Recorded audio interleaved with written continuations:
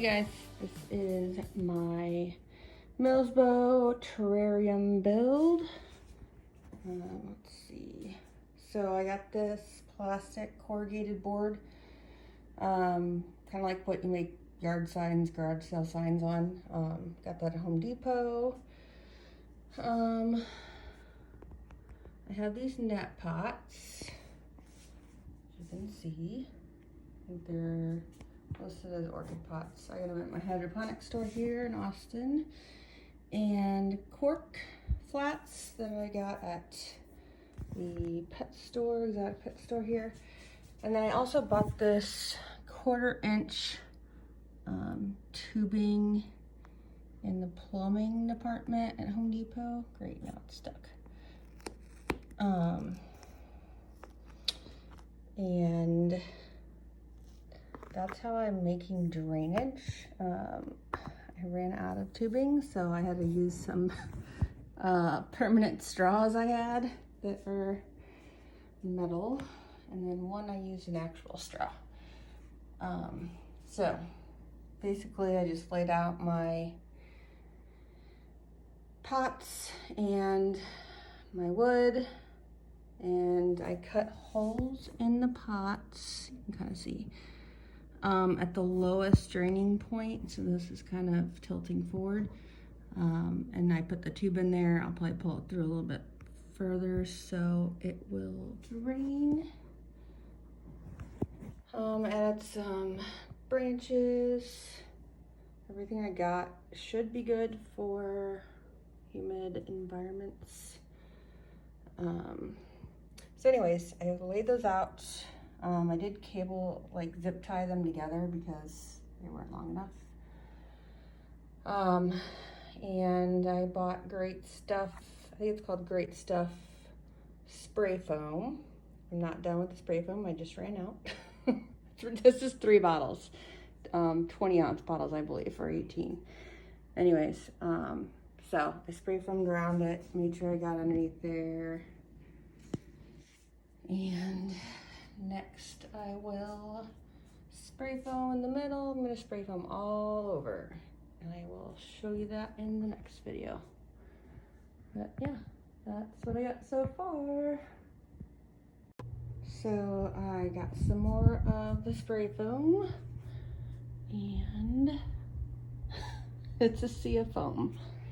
I tried to leave these tubes out, but we'll see how successful I was. Tried to fill all the gaps. I will carve all that out later,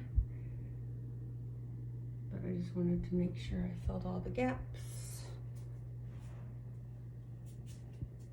So that is what I have. I wish I could zoom out further, but this thing is huge. That's what I have.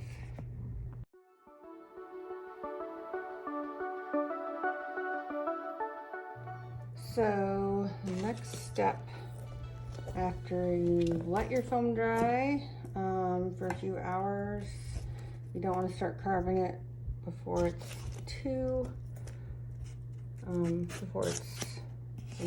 not done yet curing. So the next thing you'll do is carve it, and the goal with this is to get rid of all the shiny stuff. So this is not carved. This I've started carving on. I just use a steak knife. It seems to work pretty well. But yeah, so you just want to carve it, and I try to carve it until I get to through the crevices, so there's no shiny foam anymore, because the what is it? The sealant that you're gonna use, oh my gosh, why can't, the silicone that you're gonna use to stick all your substrate. You're gonna put your silicone on and then stick your substrate on top of that, so it looks like a natural background. The silicone will not adhere to the shiny stuff, so you gotta shave all that off, carve it up, and make it look good. So yeah, that's what I'm doing now, and this is the part that takes forever.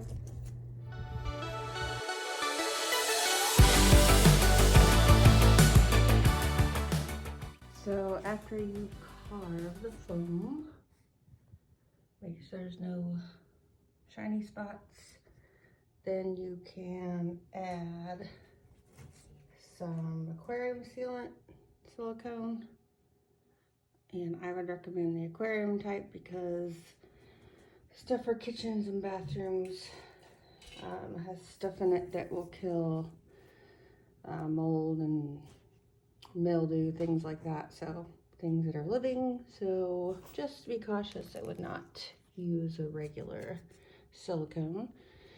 So you'll spread that out on the foam, and here's my glove.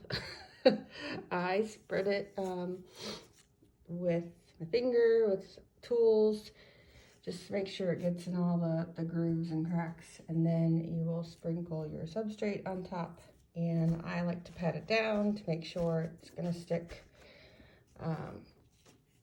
And I'm using coco coir mainly for this one. I think there's a little bit of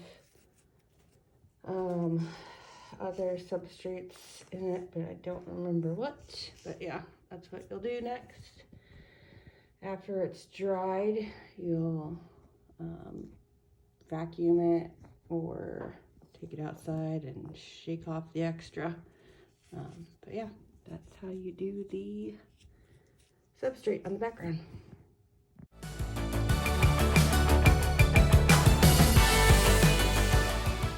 So I have hung up the back. Ignore this, it's kind of tacky, but I use these hooks.